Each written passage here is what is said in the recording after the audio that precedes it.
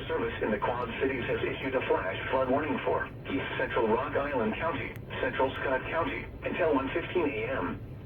At 10:16 p.m., Doppler radar indicated up to 2 inches of rain has already fallen across portions of Scott County. Flash flooding is ongoing or expected to begin shortly. Expected hazards include flash flooding caused by thunderstorms, flooding of small creeks and streams, urban areas, highways, streets, and underpasses, as well as other drainage and low-lying areas.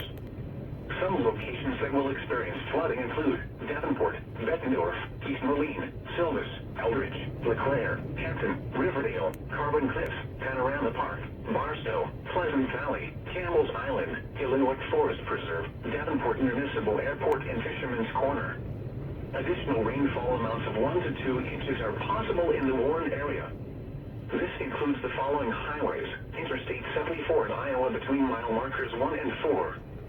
Interstate 80 in Iowa between mile markers 291 and 304. Interstate 80 in Illinois mile marker 1 and near mile marker 5. Interstate 280 near mile marker 2. Turn around. Don't drown when encountering flooded roads.